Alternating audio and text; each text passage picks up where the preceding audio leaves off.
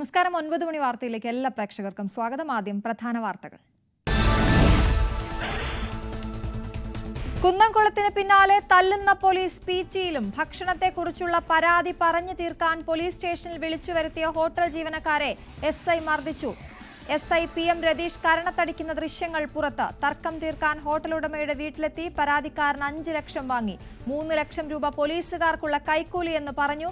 Grade SI ജയേഷിന്റെ വ്യക്തിവൈരാഗ്യമാണ് police മൂന്നാം മുറയ്ക്ക് കാരണമെന്നും ഹോട്ടൽ ഉടമ KP ഔസേപ്പ്.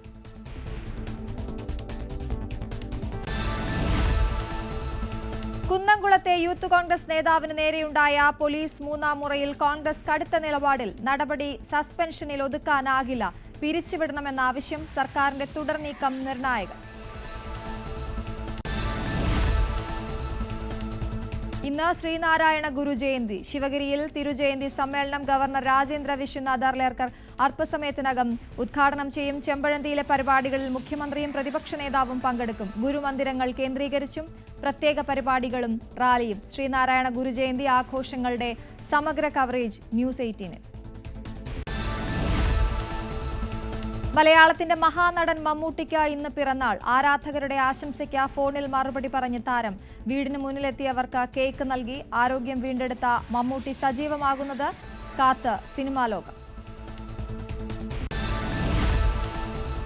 ഓപ്പറേഷൻ സിന്ദൂർ പൂക്കള വിവാദത്തിൽ രാഷ്ട്രീയ വിവാദം കനക്കുന്നു. പോലീസ് കേസെടുത്തതിനെ എതിർത്ത് BJP. സമരം ശക്തമാക്കും. BJP പ്രതിഷേധം. തദ്ദേശ തെരഞ്ഞെടുപ്പ് ലക്ഷ്യമിട്ടെന്ന ആരോപണവുമായി CPM. കൊടിതോരണം സ്ഥാപിച്ചതിനാണ് കേസെടുത്തതെന്ന് പോലീസ്. കണ്ണൂർ മാടായി ക്ഷേത്രഭൂമിയിലെ പലസ്തീൻ അനുകൂല പരിപാടിയും വിവാദത്തിൽ. സംഘാടകരായ ജമാഅത്തെ ഇസ്ലാമി പ്രവർത്തകർക്കെതിരെ കേസെടുത്തു. രാജ്യദ്രോഹ കുറ്റം ചുമത്തണമെന്ന് BJP. മുംബൈ വിമാനത്താവളത്തിൽ തന്നെ തടഞ്ഞുവെച്ചെന്ന് സംവിധായകൻ സനിൽകുമാർ ശശിധരൻ. കൊച്ചി പോലീസിന്റെ ലുക്കൌട്ട് നോട്ടീസ് പ്രകാരമാണ് നടപടി. തനിക്കെതിരെയുള്ള കേസ് എന്താണെന്ന് അറിയില്ലെന്നും Sanilkumar Sasidharan. Police lookout notice ഇറക്കിയത് മഞ്ജു വാര്യരുടെ പരാതി. പെരിന്തൽമണ്ണ മണ്ണാർമലയിൽ വീണ്ടും പുലി ഇറങ്ങി. രാത്രി 7:30യോടെ വനംവകുപ്പ് സ്ഥാപിച്ച കൂടിന് സമീപമെത്തിയ പുലി കൂട്ടിൽ കയറാതെ മടങ്ങി.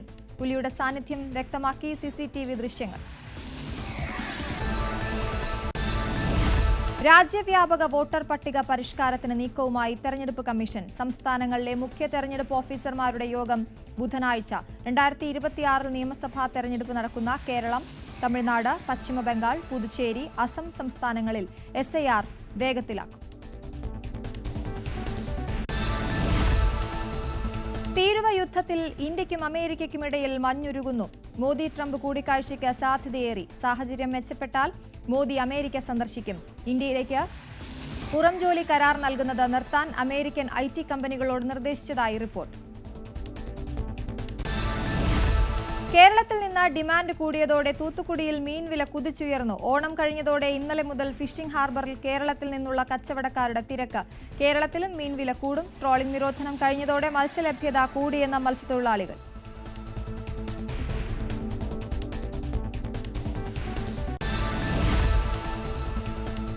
കേരള ക്രിക്കറ്റ് ലീഗിൽ ഇന്ന് ഫൈനൽ. കൊച്ചി ബ്ലൂ ടൈഗേഴ്സും കൊല്ലം സെയിലേഴ്സും തമ്മിലുള്ള കലാശപ്പോര് വൈകിട്ട് 6:30 കാര്യവട്ടം ഗ്രീൻഫീൽഡ് സ്റ്റേഡിയത്തിൽ.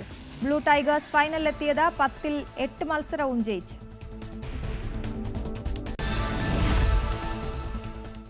വിശദമായ വാർത്തകളിലേക്ക് പോകാം. കുന്നംകുളം സംഭവത്തിന് പിന്നാലെ പീച്ചി പോലീസ് സ്റ്റേഷനിൽ SHOയും പോലീസ് ഉദ്യോഗസ്ഥരും ചേർന്ന് ഹോട്ടൽ ജീവനക്കാരെ മർദ്ദിക്കുന്ന ദൃശ്യങ്ങൾ പുറത്ത്. തൃശൂർ പട്ടിക്കാട് ലാലീസ് ഹോട്ടൽ ജീവനക്കാരെ പീച്ചി പോലീസ് സ്റ്റേഷനിൽ വെച്ച് SI PM രതീഷ് അപമാനിക്കുകയും മർദ്ദിക്കുകയും ചെയ്യുന്ന ദൃശ്യമാണ് പുറത്തു വന്നിരിക്കുന്നത്.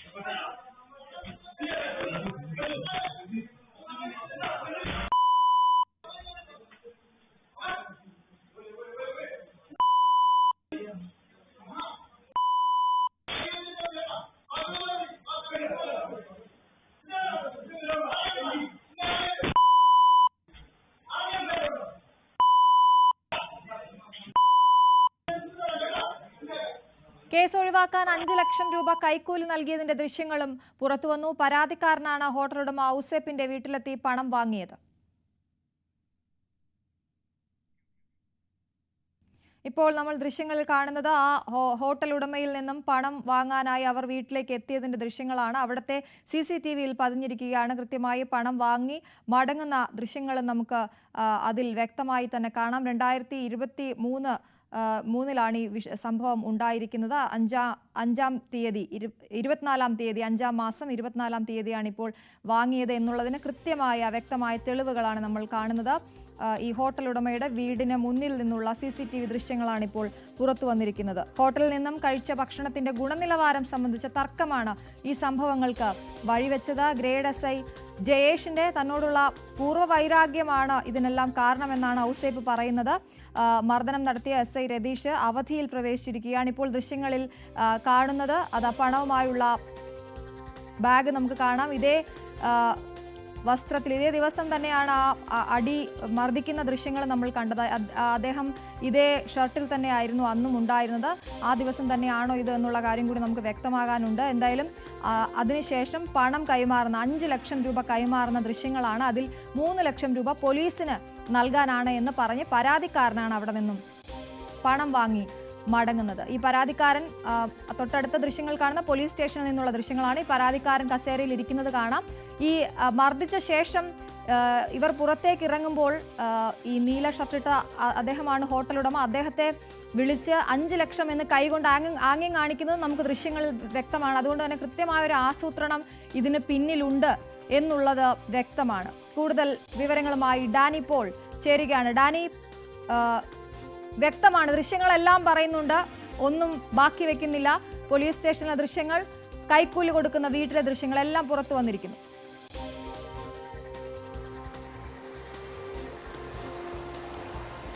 ഇതിൽ പോലീസിൻ്റെ മറ്റൊരു രീതിയിലുള്ളൊരു കയ്യേറ്റവും അതിക്രമവും എല്ലാം കൂടിയാണ് കുന്നംകുളത്തിന് പിന്നാലെ ഇപ്പോൾ പീച്ചിയും സംഭവം എന്ന രീതിയിലേക്ക് മാറിയിരിക്കുന്നു. കൃത്യമായ രീതിയിൽ തെളിവോടുകൂടിയാണ് ഈ സംഭവങ്ങളെല്ലാം പുറത്തു വരുന്നത്. സ്റ്റേഷനകത്തെ CCTV ക്യാമറകളിൽ പോലീസിൻ്റെ ഒരു അതിക്രമം സംബന്ധിയായ കാര്യങ്ങളുടെ മുഴുവൻ കാര്യങ്ങളും വ്യക്തമാകുന്നുണ്ട്. ഇവരുടെ ഹോട്ടൽ, പട്ടിക്കാടുള്ള അവരുടെ hotel Alice food and fun എന്ന് പറയുന്ന ആ ഹോട്ടലിൽ ഭക്ഷണം കഴിക്കാനെത്തിയ പാലക്കാട് സ്വദേശികളായ ജിതിൻ ലാലിനുമാണ് ഇവർ ഇതുമായി ബന്ധപ്പെട്ടുകൊണ്ട് പരാതി. ഇതിൻ്റെ ഗുണനിലവാരം സംബന്ധിയായ കാര്യങ്ങൾ സംബന്ധിച്ച് അവിടെ തർക്കമുണ്ടാകുകയും പിന്നീട് പോലീസ് സ്റ്റേഷനിലേക്ക് ചെല്ലുകയും ചെയ്തു. അവിടെ വെച്ച് ഇവരുടെ മാനേജറെയും അതോടൊപ്പം തന്നെ ഡ്രൈവറെയും എല്ലാം തന്നെ ഒരു കയ്യേറ്റം ചെയ്യുന്ന രീതിയിലേക്ക് വന്നപ്പോഴാണ് ഇത്തരം കാര്യങ്ങൾ അന്വേഷിക്കുന്നതിന് വേണ്ടി ഈ ഹോട്ടൽ ഉടമ KP ഔസേഫും മകൻ പോൾ ജോസഫും അവിടേക്ക് ചെല്ലുന്നത്. അവിടെ വെച്ച് മകനെ ലോക്കപ്പ് ചെയ്യുകയും പിന്നീട് ഈ ഔസേഫിനും മറ്റും നേർക്ക് വലിയ ഫ്ലാസ്ക് കൊണ്ട് അടിക്കാൻ പോകുന്നതെല്ലാം തന്നെ നമുക്ക് കാണാം. ആ രീതിയിലേക്ക് അവർക്ക് നേരെ ആക്രോശിച്ചുകൊണ്ട് ഈ PM രതീഷ് എന്ന് പറയുന്ന SI ചെല്ലുകയായിരുന്നു. അവരെ അതിക്രമിക്കും എന്ന രീതിയിലേക്ക് തന്നെ കാര്യങ്ങൾ എത്തുകയും ചെയ്യുകയായിരുന്നു. പിന്നീടാണ് ഇതൊരു ഒത്തുതീർപ്പ് ഫോർമുലയുടെ ഭാഗത്തിലേക്കെല്ലാം തന്നെ പോവുകയും ചെയ്യുന്നത്. അതിൽ ഈ പരാതിക്കാരെ തന്നെ അതിനുവേണ്ടി ഉപയോഗപ്പെടുത്തുകയായിരുന്നു. അത് കൃത്യമായിട്ട് തന്നെ ഔസേപ്പ് പിന്നീട് വ്യക്തമാക്കുകയും ചെയ്യുന്നുണ്ട്. ആ പരാതിക്കാർ തന്നെ ഇവരോട് പറയുന്നു. 2023 മെയ് 24 ഈ സംഭവങ്ങളെല്ലാം നടക്കുന്നത്. പരാതിക്കാർ പിന്നീട് ഇയാളോട് പറയുന്നു തനിക്ക് 5 ലക്ഷം രൂപ നൽകിയാൽ ഇത് എങ്ങനെയും ഒത്തുതീർപ്പാക്കുക എന്ന രീതിയിലേക്ക് പോകുന്നു. കാരണം പോലീസുകാരുടെ പെരുമാറ്റവും എല്ലാം തന്നെ ഭീതിപ്പെടുത്തുന്ന രീതിയിലായിരുന്നുവെന്ന് ഔസേപ്പ് പറയുകയുണ്ട്. അപ്പോൾ ഇത് ഏത് രീതിയിലെങ്കിലും അവസാനിപ്പിക്കുക എന്നതിലേക്ക് പോകുന്നു. അപ്പോഴാണ് വലിയ രീതിയിൽ പണം ചോദിക്കുന്നത്. ഈ പരാതിക്കാരൻ തന്നെ പറയുന്നു, ഔസേപ്പിനോട് പറഞ്ഞു, തനിക്ക് ഇതിൽ വളരെ കുറച്ച് 2 ലക്ഷം രൂപയുള്ളൂ, ബാക്കിയെല്ലാം പോലീസ് സ്റ്റേഷനിൽ കൊടുക്കുന്നതിന് വേണ്ടിയാണ്, SIയുടെ നിർദ്ദേശപ്രകാരമാണ് ഇതെല്ലാം എന്ന് പറയുന്നു. പിന്നീടാണ് ഈ പറഞ്ഞ ദിവസം തൻ്റെ വീട്ടിൽ വെച്ച് ആ പണം കൈമാറുന്നത്. ഔസേപ്പ് ഇതിൽ പറയുന്നുണ്ട്. പിന്നീട് അദ്ദേഹം വ്യക്തമാക്കുന്നുണ്ട്, 4 ലക്ഷം രൂപ നൽകുക, 50,500 കെട്ടുകൾ വെച്ചാണ് കൊടുത്തിരുന്നത്. അതിൽ 4 ലക്ഷം രൂപ എത്തിയപ്പോൾ ഇത് മതിയാകില്ലേ എന്ന് ചോദിച്ചപ്പോഴാണ് അയാൾ പറയുന്നത്, ഇത് എനിക്ക് 2 ലക്ഷം രൂപ മാത്രമേ ഉള്ളൂ സാറേ, ഇപ്പോൾ ബാക്കി പോലീസ് സ്റ്റേഷനിലടക്കം കൊടുക്കേണ്ടതാണ് എന്നത് അയാൾ വ്യക്തമാക്കുകയും ചെയ്തു. പിന്നീടാണ് 1 ലക്ഷം രൂപ കൂടി ചേർത്ത് 5 ലക്ഷം എന്ന രീതിയിൽ തന്നെയാവുന്നത്. കാരണം അത് പറഞ്ഞുറപ്പിച്ചൊരു തുകയായിരുന്നു എന്നത്. അതിനുശേഷം കൈമാറിക്കൊണ്ട് അത് പോകുന്നു. ഏതായാലും ഈ സംഭവത്തിൽ കൃത്യമായ ഒരു ഉത്തരവാദിത്വം പോലീസ് തന്നെയുണ്ട്. പോലീസ് തന്നെ നടത്തിയ ഒരു ഗൂഢാലോചന എന്ന രീതിയിലേക്കെല്ലാം പോകുന്നു. ഔസേപ്പ് പറയുന്നത് ഗ്രേഡ് SI ഐക്ക് ഉണ്ടായ തന്നോടുള്ള നേരത്തെയുള്ള വൈരാഗ്യമാണ് ഈ രീതിയിലേക്കെല്ലാം കാര്യങ്ങൾ കൊണ്ടുപോയത് എന്നാണ് പറയുന്നത്. ഇതിൻ്റെ ദൃശ്യങ്ങൾ കിട്ടുന്നതിന് വേണ്ടി കഴിഞ്ഞ നാളുകളായിട്ട് അവർ ശ്രമിക്കുകയായിരുന്നു. പക്ഷേ പല കാരണങ്ങൾ നിരത്തിക്കൊണ്ട് ഇവർ ആവശ്യപ്പെട്ട വിവരാവകാശ പ്രകാരം ഇത് ആവശ്യപ്പെടുമ്പോൾ അത് നിരസിക്കപ്പെടുകയും എല്ലാം തന്നെ ചെയ്തു. ഒരു തവണ സ്ത്രീ സുരക്ഷയെ ബാധിക്കുന്ന കാര്യങ്ങൾ ഇതൊന്നും കൊടുക്കാൻ സാധിക്കില്ല എന്ന് പറയുമ്പോൾ പിന്നീട് അതിന് അപ്പീൽ നൽകാൻ തീരുമാനിക്കുമ്പോൾ അതിന് മാവോയിസ്റ്റ് ഭീഷണി അടക്കമുള്ള കാര്യങ്ങൾ ഉയർത്തിക്കൊണ്ടുവന്ന് വീണ്ടും അതിനെ പ്രതിരോധിക്കാൻ ശ്രമിച്ചു. ഒരു ഒടുവിൽ ഇവർ ഹൈക്കോടതിയിലേക്ക് അടക്കം നീങ്ങാൻ പോകുമ്പോഴാണ് മറ്റു വഴികളൊന്നുമില്ലാതെ ഈ ദൃശ്യങ്ങളടക്കം പുറത്ത് വിടുന്ന ഇവർക്ക് കൈമാറേണ്ട ഒരു അവസ്ഥയിലേക്കെല്ലാം തന്നെ കാര്യങ്ങൾ എത്തിയത്. ഏതായാലും അത് പുറത്തു വന്നതോടുകൂടി തന്നെയാണ് ഈ കാര്യങ്ങളെല്ലാം വ്യക്തമാകുന്നത്. പോലീസിൻ്റെ ഏത് രീതിയിലുള്ള ഇടപെടലാണ് അവിടെ നടന്നതെന്ന്, പോലീസിൻ്റെ ഏത് രീതിയിലുള്ള കയ്യേറ്റ ശ്രമങ്ങളാണ് അവിടെ നടന്നതെന്ന്, പരാതിക്കാരൻ അവരെ ഒരു മറയാക്കിക്കൊണ്ട് മറ്റ് ഈ ഹോട്ടൽ ഉടമയ്ക്ക് എല്ലാം തന്നെ നേരെ അവരെ ഇരയാക്കി മാറ്റുന്ന രീതിയിലേക്കെല്ലാം കാര്യങ്ങൾ അതിൽ കൂടുതൽ അന്വേഷണം വരേണ്ടതില്ല. അതായത് ഇപ്പോൾ നമുക്ക് വ്യക്തമായി ഇത് എന്തുകൊണ്ടാണ് ഇത്തരത്തിലൊരു പരാതിയിലേക്ക് പോയത് എന്നത് സംബന്ധിച്ച് കൂടുതൽ വ്യക്തത വരേണ്ടതുണ്ട്. ഈ ഭക്ഷണവുമായി ബന്ധപ്പെട്ട അതിന്റെ ഗുണനിലവാരവുമായി ബന്ധപ്പെട്ട ഒരു തർക്കമാണ് അല്ലെങ്കിൽ പരാതിയാണ് ഇവരെ പോലീസ് സ്റ്റേഷനിലേക്ക് എത്തിച്ചെന്ന് പറയുന്നത്. ഇത് നേരത്തെ ഇയാൾക്ക് ഈ SIക്ക് ഗ്രേഡ് SIക്ക് ഈ ഔസേപ്പുമായിട്ട് വൈരാഗ്യമുണ്ട് എന്ന് പറയുമ്പോൾ ഇയാൾ മെനഞ്ഞ ഒരു കഥയാകാം എന്ന് പോലും നമുക്ക് സംശയിക്കാം. അവിടെ ഡാനി പറഞ്ഞതുപോലെ ഇവരെ മറയാക്കി നടത്തിയ ഒരു നാടകവുമാകാം അല്ലേ? തീർച്ചയായും അതത്രയും സംശയിക്കാം. കാരണം ഇത്രയും വെൽ പ്ലാൻഡോടുകൂടി ഇതൊരു എക്സിക്യൂഷൻ ചെയ്യുക എന്ന രീതിയിലേക്കെല്ലാം തന്നെ കാര്യങ്ങൾ വന്നിരിക്കുന്നു. ഇതിൽ ഈ ഔസേപ്പ പറയുന്നുണ്ട്, പിന്നീട് മാധ്യമങ്ങളോട് സംസാരിക്കുമ്പോൾ തനിക്കെതിരെ പോക്സോ അടക്കമുള്ള വകുപ്പുകൾ ചുമത്തുന്നു. കാരണം ഈ 2 പേരിൽ ഒരാൾ മൈനറായിരുന്നു. അപ്പോൾ അയാൾക്കെതിരെയും ഒരു അതിക്രമം നടന്നു എന്ന രീതിയിൽ തന്നെ അയാൾക്കെതിരെയും അയാൾ പറഞ്ഞത് വധശ്രമത്തിന് കേസെടുക്കുമെന്ന് പറഞ്ഞു. ഇവർക്കകത്തേക്ക് ഫലമായി ഭക്ഷണം കുത്തിത്തിരികാനടക്കം ശ്രമിച്ചു എന്നെല്ലാം തന്നെ പറഞ്ഞ് ഇയാൾ ഭീഷണിപ്പെടുത്തുകയും ചെയ്തു. ഇന്ന് തന്നെ അന്ന് സ്റ്റേഷനിൽ വെച്ച് തന്നെ ഇപ്പോൾ തന്നെ നിങ്ങളെ മെഡിക്കലിന് കൊണ്ടുപോകും, അതിനുശേഷം FIR രജിസ്റ്റർ ചെയ്യുമെന്ന് എല്ലാം തന്നെ ഭീഷണിപ്പെടുത്തുക. കാരണം അത് ഇപ്പോൾ തന്നെ നടക്കണം എന്ന ഒരു വാശിയിൽ തന്നെയായിരുന്നു ഇവർ മുന്നോട്ട് പോകുന്നത്. ആ രീതിയിലെല്ലാം തന്നെ ഇവരെ ഭീഷണിപ്പെടുത്തിക്കൊണ്ടായിരുന്നു പോകുന്നത്. അപ്പോൾ കൃത്യമായ ഒരു ആസൂത്രണത്തോടെ നടത്തിയ ഒരു ഇടപെടലായിരുന്നു എന്നതെല്ലാം തന്നെ പരിശോധിക്കേണ്ടതുണ്ട്. അതെല്ലാം തന്നെ ഇതിൽ സംശയത്തിൽ തന്നെയാണ്. കാരണം ഈ പരാതിക്കാരെ വീണ്ടും കണ്ടെത്തേണ്ടതുണ്ട്. ഇതുമായി ബന്ധപ്പെട്ടുകൊണ്ട് ഇയാൾ മേലുദ്യോഗസ്ഥരെ സമീപിച്ചിരുന്നു. DYSPയും അതോടൊപ്പം തന്നെ അന്ന് കമ്മീഷണറായിരുന്ന അങ്കിത അശോകനെ എല്ലാം തന്നെ സമീപിച്ചിരുന്നു. അവർ കൃത്യമായ രീതിയിൽ അവർക്ക് പരാതി നൽകുകയും ചെയ്തു. ഈ പരാതി നിലനിൽക്കെ തന്നെയാണ് പിന്നീട് 1 മാസത്തിന് ശേഷം ഇയാൾക്ക് CA പോസ്റ്റോടുകൂടി പ്രൊമോഷനോടുകൂടി പിന്നീട് ചെറുതുരുത്തിയിലടക്കം മാറ്റം കിട്ടുകയും ചെയ്തു. അപ്പോൾ പരാതി നിലനിൽക്കെ തന്നെ അവിടെ പ്രൊമോഷൻ അടക്കമുള്ള കാര്യങ്ങൾ വന്നപ്പോൾ ഈ പരാതി നൽകിയിട്ട് എന്ത് നടപടി ഉണ്ടായി എന്നൊരു ചോദ്യം അവശേഷിക്കുന്നു. അവർക്ക് ഉദ്യോഗക്കയറ്റമാണ്, സ്ഥാനക്കയറ്റമാണ് അതിന് മറുപടിയായി ലഭിച്ചത്. അതായത് പോലീസ് ഒരു നടപടിയും സ്വീകരിക്കുന്നില്ല. പിന്നീട് ഈ പരാതിക്കാരനെതിരെ നടപടി ഉണ്ടാകുന്നു. ഈ പരാതിക്കാരനെ ഇതുമായി ബന്ധപ്പെട്ടുകൊണ്ട് പരാതിക്കാരനെ ഈ കൈക്കൂലി വാങ്ങി ഇയാളിൽ നിന്ന് പണം വാങ്ങി എന്നതെല്ലാം പറഞ്ഞുകൊണ്ട് ഈ ദൃശ്യങ്ങൾ നോക്കൂ. അവരുമായി പുറത്തേക്ക് പോകുന്ന സമയത്ത് ഈ കസേരയിൽ ഇരിക്കുന്ന പരാതിക്കാർ 5 എന്ന് കൈകൊണ്ട് കാണിക്കുന്നുണ്ട്. അതായത് കൃത്യമായ പ്ലാനിങ്ങോടെ നടത്തിയിരിക്കുകയാണ് ഇത് എന്ന് വ്യക്തമാണ്. അവർക്ക് നേരത്തെ അറിയാം ഇത് അവരെ പുറത്തേക്ക് കൊണ്ടുപോകുന്ന സമയത്ത് 5 എന്ന് കൈകൊണ്ട് കാണിക്കുന്നുണ്ട്. ഞാൻ അങ്ങോട്ടേക്ക് വരാം എന്നാണ് ആ ആംഗ്യമെന്ന് നമുക്ക് വ്യക്തമായിട്ട് മനസ്സിലാകുന്നുണ്ട്. അതുകൊണ്ട് തന്നെ നേരത്തെ പറഞ്ഞതുപോലെ ഇതൊരു നാടകത്തിന്റെ ഭാഗമാണോ എന്നുള്ളത് സംശയിക്കേണ്ടി തന്നെ ഇരിക്കുന്നുണ്ട്.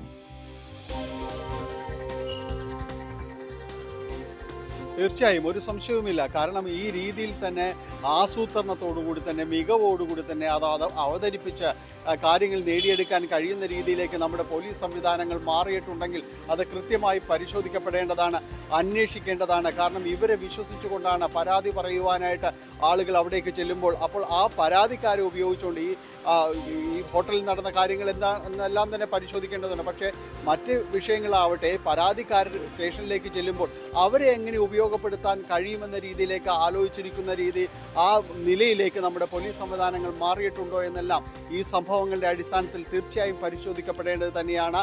ഈ PM രതീഷ് എന്ന് പറയുന്ന ആൾ ഇപ്പോൾ CE ആയിട്ട് എറണാകുളം കടവന്ത്ര സ്റ്റേഷനിലാണുള്ളത്. ഇന്ന് രാവിലെ നമ്മൾ അന്വേഷിക്കുമ്പോൾ അദ്ദേഹം ലീവിലാണ്, അവധിയിലേക്കൊക്കെ പ്രവേശിച്ചിരിക്കുന്നു. ഓണാവധി എന്നതെല്ലാം തന്നെ പറയുന്നു. പക്ഷേ ഈ സംഭവവുമായി ബന്ധപ്പെടുത്തി എല്ലാ സ്റ്റേഷനിൽ നിന്ന് അറിയാൻ കഴിയുന്നത്. പക്ഷേ നിലവിൽ ഇയാൾ അവധിയിലാണ് എന്നതാണ് അറിയാനായിട്ട് സാധിക്കുന്നത്. ഏതായാലും ഈ വിഷയത്തിൽ വലിയ രീതിയിൽ ഇടപെടൽ, കുന്നുംകുളം സംഭവം പോലെ തന്നെ ഈ വിഷയത്തിലും എല്ലാം തന്നെ ഇടപെടലുകൾ വേണ്ട ഒരു കാര്യം തന്നെയാണ്. അതിൽ ഒരു സംശയവും വേണ്ട. കൃത്യമായ അന്വേഷണവും കാര്യങ്ങളും എല്ലാം തന്നെ വേണം. ഇത് ഒരിടത്ത് അതിക്രമിച്ച് അവശയാക്കുകയാണെങ്കിൽ ഇത് ഇനിയും അവരെ ഭീഷണിപ്പെടുത്തിക്കൊണ്ട് അവരിൽ നിന്ന് പണം വാങ്ങുകയായിരുന്നു ഈ പോലീസ് സംവിധാനങ്ങളിലൂടെ ചെയ്തതെന്നാണ്. അതിനേക്കാൾ വലിയൊരു കുറ്റകൃത്യം തന്നെയാണ്. ഉത്തരവാദിത്തപ്പെട്ടവർ തന്നെ പരാതിക്കാരെ സൃഷ്ടിച്ചുകൊണ്ട് എന്ന് സംശയിക്കപ്പെടേണ്ട അവസ്ഥയിലേക്ക് ഈ കേസ് വന്നിരിക്കുന്നു. അവരെ ഉപയോഗപ്പെടുത്തിക്കൊണ്ട് വലിയ രീതിയിലേക്ക് പണം പറ്റുന്ന രീതിയിലേക്ക് വന്നിരിക്കുന്നു. തീർച്ചയായും ഇതിൽ പരാതിക്കാരെ അടക്കം ഈ കേസിൻ്റെ മുന്നിലേക്ക് വീണ്ടും കൊണ്ടുവരേണ്ടതുണ്ട്. എന്താണ് അവിടെ നടന്നത് എന്നതടക്കമുള്ള കാര്യങ്ങളിൽ വലിയ അന്വേഷണം തന്നെ ഇക്കാര്യങ്ങളിൽ നടത്തേണ്ടതുണ്ട്. സംഭവവുമായി ബന്ധപ്പെട്ട് നോക്കുമ്പോൾ അവിടെ യൂത്ത് കോൺഗ്രസ് നേതാവിനാണ് മർദ്ദനമേറ്റത്. അതുകൊണ്ട് തന്നെ ഇത് പൊളിറ്റിക്കലായി കൂടി വലിയ വിവാദത്തിലേക്ക് ആ കാര്യങ്ങൾ നീങ്ങി. പക്ഷേ ഇവിടെ ഒരു ഹോട്ടൽ ഉടമയാണ് മർദ്ദനത്തിനിരയായിരിക്കുന്നത്. മറ്റൊന്ന് കൈക്കൂലി കൊടുക്കുന്നതും വാങ്ങുന്നതും കുറ്റകൃത്യമാണ് എന്നിരിക്കെ അദ്ദേഹത്തിന് വലിയ സമ്മർദ്ദമുണ്ടായിരുന്നു. അതുകൊണ്ടാണ് ആ പൈസ കൊടുക്കേണ്ടി വന്നത് എന്നുള്ളത് ആ സ്റ്റേഷനിലെ ദൃശ്യങ്ങൾ വ്യക്തമാക്കുന്നുണ്ടല്ലേ? തീർച്ചയായും മറ്റൊരു വഴികളും അദ്ദേഹത്തിന് ഇല്ല എന്നതാണ്. കാരണം ഇത് ഒരുപക്ഷെ ആരും ചെയ്തു പോകുന്ന രീതിയിലേക്ക് കൈക്കൂലി കുറ്റവും കാര്യങ്ങളും എല്ലാം തന്നെ പറയുമ്പോൾ ഇയാൾക്ക് ഒരു ജീവൻ മരണ പോരാട്ടത്തിന് മുന്നിൽ നിൽക്കുന്നത് പോലെയാണ് അയാൾക്ക് നിൽക്കുക. കാരണം അയാൾക്കെതിരെ വധശ്രമത്തിന് കേസെടുക്കുമെന്ന് ഉത്തരവാദിത്തപ്പെട്ട ഒരു ഉദ്യോഗസ്ഥൻ പറയുന്നു. അതുമാത്രവുമല്ല, പോക്സോ വകുപ്പ് പ്രകാരം ചാർജ് ചെയ്യാനുള്ള വകുപ്പുകൾ കൂടിയുണ്ടെന്നതെല്ലാം തന്നെ പറയുന്നു. അപ്പോൾ ഈ രീതിയിൽ ഭീഷണിപ്പെടുത്തി ഇന്ന് തന്നെ കോടതിയിൽ ഹാജരാക്കും, ഇന്ന് തന്നെ നിങ്ങളെ റിമാൻഡ് ചെയ്യും, നിങ്ങൾക്ക് ജാമ്യം ലഭിക്കില്ല എന്നെല്ലാം പറയുമ്പോൾ അവിടെ കാലങ്ങളായി ബിസിനസ് നടത്തിക്കൊണ്ട് മുന്നോട്ട് പോകുന്ന ഒരു മനുഷ്യൻ്റെ പ്രതിച്ഛായ തന്നെ കഴിഞ്ഞ നാളുകൾ അത് തന്നെ ഇല്ലാതാവുന്ന രീതിയിലേക്ക് പോകുന്നു. ഭക്ഷണത്തിൻ്റെ കാര്യങ്ങളെ ചൊല്ലിയുണ്ടായ തർക്കമാണെന്ന് പിന്നീട് വരുന്നു. മാധ്യമങ്ങളിലടക്കം അറിയിക്കണമെന്നതെല്ലാം തന്നെ അയാളെ പറയുകയും ചെയ്യുന്നു. അതിനിടയിലെല്ലാം പറയുന്നു അങ്ങനെ മുഴുവനായി താൻ തകർക്കപ്പെടും, ഇനിയില്ല, ഇവരെ ഡീല് ചെയ്യാതെ തനിക്ക് മുന്നോട്ട് പോകാൻ കഴിയില്ല എന്നൊരു തോന്നലിലേക്ക് ഇയാൾ എത്തിക്കുമ്പോൾ മറ്റൊരു വഴിയുമില്ലാതെ നിസ്സഹായ അവസ്ഥയിൽ നിന്നുകൊണ്ട് അയാൾ ഈ പണം നൽകാൻ തയ്യാറാകുന്നു എന്നത് തന്നെയാണ് അതിൽ നിന്ന് വായിച്ചെടുക്കേണ്ടത്. അതിൽ എന്താണ് ഇനി പോലീസ് വകുപ്പ് നടപടികൾ സ്വീകരിക്കുന്നത്, ഈ CIക്ക് ഇതുമായി ബന്ധപ്പെട്ടുകൊണ്ട് എന്താണ് പറയുവാനുള്ളതെന്നറിയണം. അതിനേക്കാൾ വലുത് ഇതിൽ ഉപയോഗപ്പെടുത്തിയിരിക്കുന്ന പരാതിക്കാർ, അവരെ ആ പാലക്കാട് സ്വദേശികൾ, അവരിൽ നിന്നടക്കം വിശദീകരണങ്ങൾ വരേണ്ടതുണ്ട്. ഇതിൽ പോലീസിന് ആദ്യഘട്ടത്തിൽ സ്വീകരിച്ച നടപടിയുടെ വിശദാംശങ്ങളും പുറത്തു വരേണ്ടതുണ്ട്. എന്തായാലും കൈക്കൂലി സംബന്ധിയായ കാര്യങ്ങൾ നിൽക്കുമ്പോൾ പോലും ഈ പോലീസ് സ്റ്റേഷനകത്ത് ഈ രീതിയിൽ പരാതിക്കാരോട് പെരുമാറിയെന്ന് തെളിയിക്കുന്ന ദൃശ്യങ്ങളടക്കം പുറത്തു വരുമ്പോൾ തീർച്ചയായും ആഭ്യന്തര വകുപ്പിന് കുന്നുംകുളത്തിന് പിന്നാലെ പീച്ചിയും ഈ വിഷയത്തിൽ ഇടപെടേണ്ട രീതിയിലേക്ക് വന്നിരിക്കുകയാണ്. തീർച്ചയായിട്ടും ഡാനി, അത് ദൃശ്യങ്ങളിൽ വ്യക്തമാണ്. പോലീസ് സ്റ്റേഷനിലെ ദൃശ്യങ്ങൾ ഒരിക്കൽ കൂടി പ്രേക്ഷകരിലേക്ക്.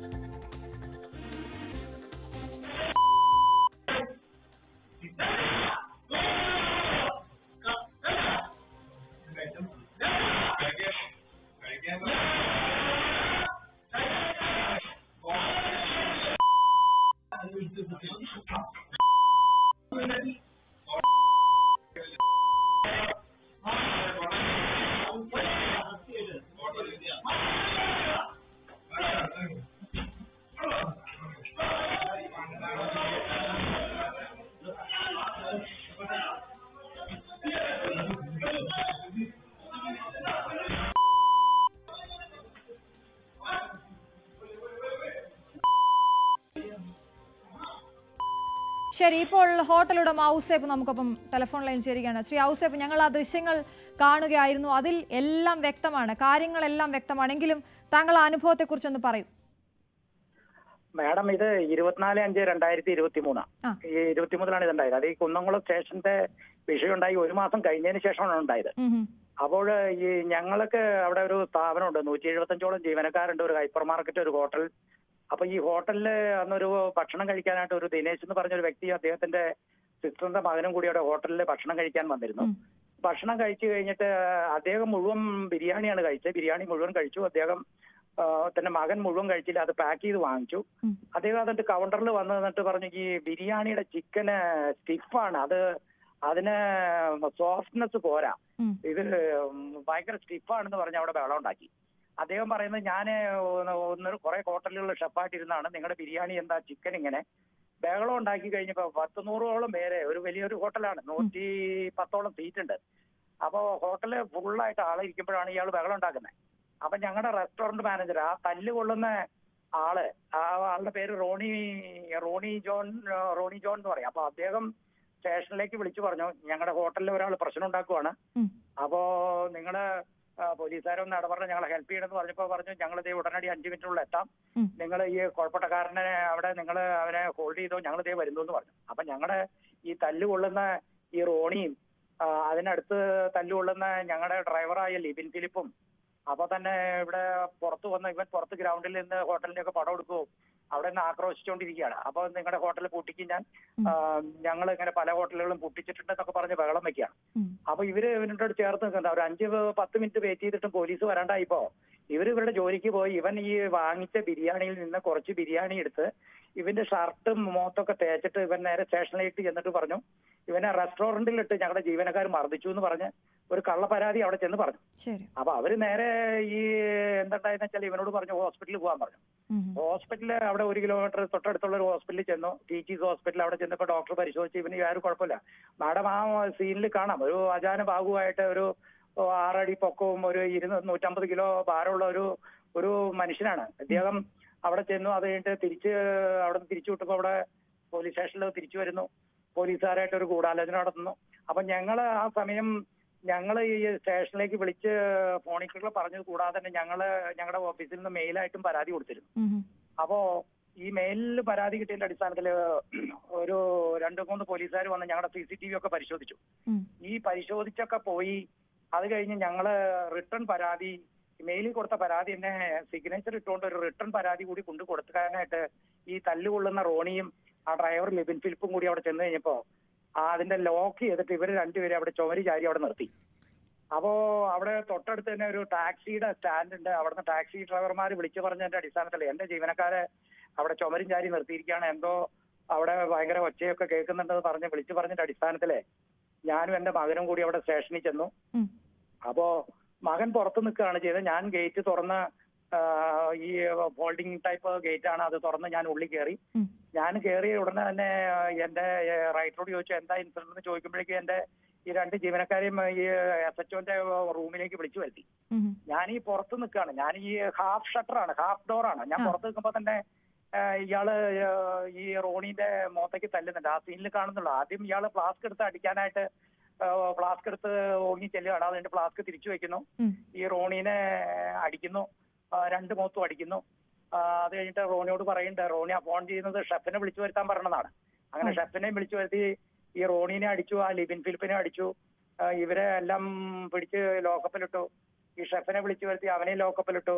അപ്പോ പുറത്ത് നിൽക്കുന്ന ഒരു പോലീസുകാരൻ പറഞ്ഞു, സാറേ ഇവനെ മർദ്ദിക്കുന്നതിൽ ഈ ഔസഫിന്റെ മോനുണ്ട്, അതെ അങ്ങനെ നിൽക്കണേന്ന് പറഞ്ഞു.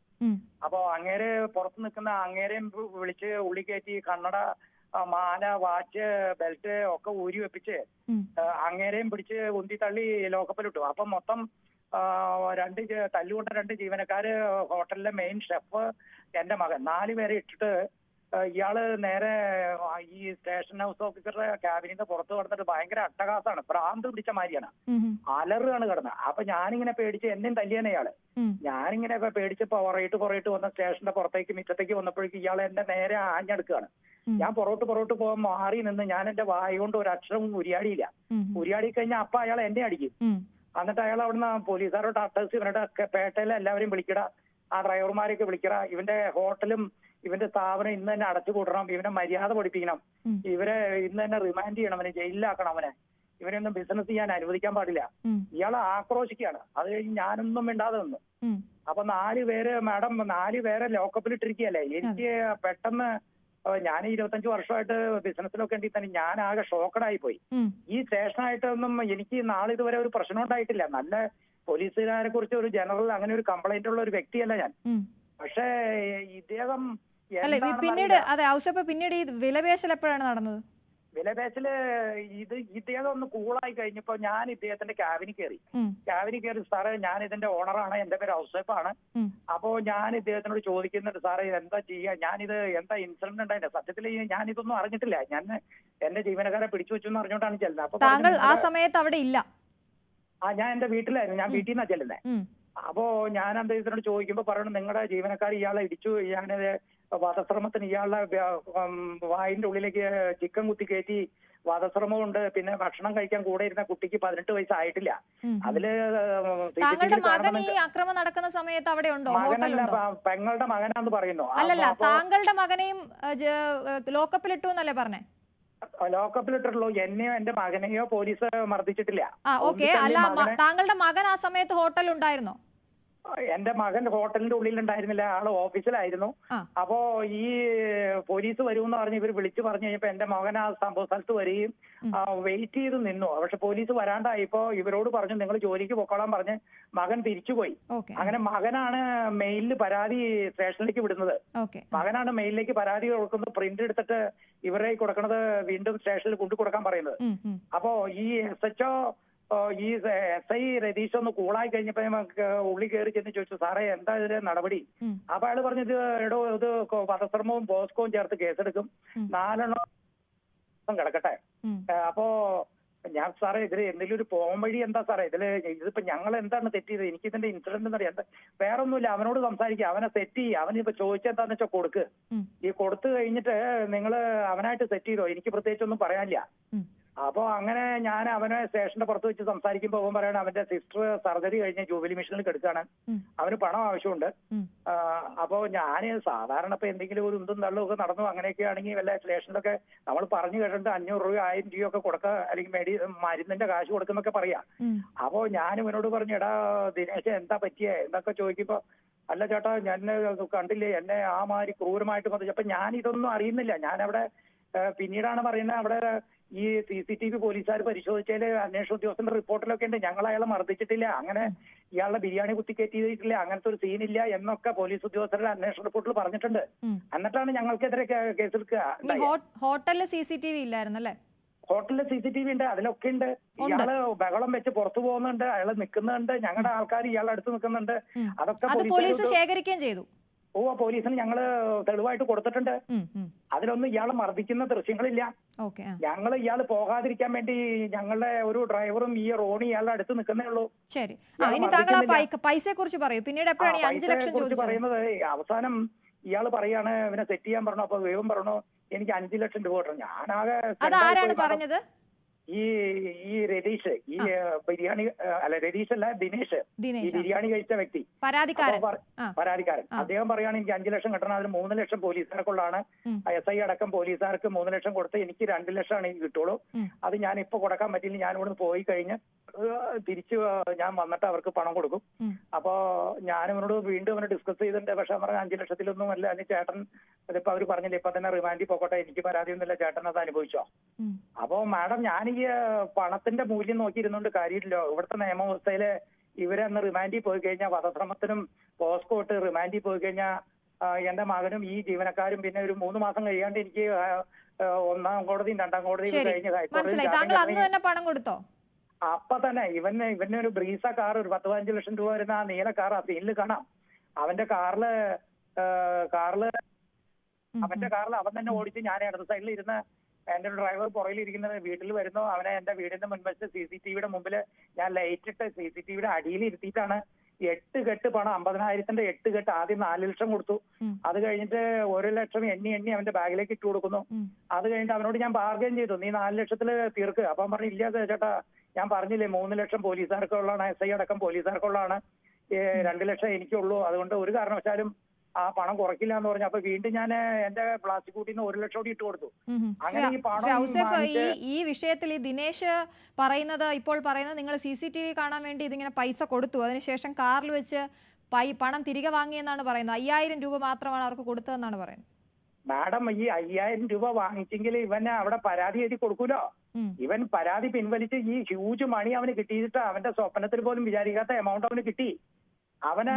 അവൻ ഈ പണം വാങ്ങിച്ച് അവൻ സ്റ്റേഷന്റെ മുറ്റത്ത് വന്ന് വണ്ടി ലോക്ക് ചെയ്ത് പണം അവന്റെ കാർ ഡ്രൈവറുടെ അവന്റെ സീറ്റിന്റെ അടിയിൽ വെച്ചിട്ട് ലോക്ക് ചെയ്ത് അവൻ സ്റ്റേഷനിലേക്ക് പോകുന്നു. ആണല്ലേ? താങ്കൾ പരാതി പിൻവലിച്ചാൽ അവിടെ ഹോട്ടലിൽ ജോലി കൊടുക്കാമെന്ന് പറഞ്ഞതുകൊണ്ടാണ് ദിനേശ് പരാതി പിൻവലിച്ചതെന്നാണ് ഇപ്പൊ അദ്ദേഹം പറയുന്നത്. ഇവൻ ചെന്ന് SIയോട് പറഞ്ഞു, സാറേ എല്ലാം സെറ്റ് ചെയ്തു, എനിക്ക് പരാതി ഇല്ല. ഹോട്ടൽ ജീവനക്കാരൻ ഇവൻ പണം വാങ്ങിച്ച് എന്റെ സഞ്ചി അടക്കം ഇവന്റെ വണ്ടിയിൽ വെച്ചിട്ടാണ് SIയുടെ മുറിയിലേക്ക് ചെല്ലുന്നത്. SI എന്നെ വിളിച്ചു ചോദിച്ചു, എന്തായി?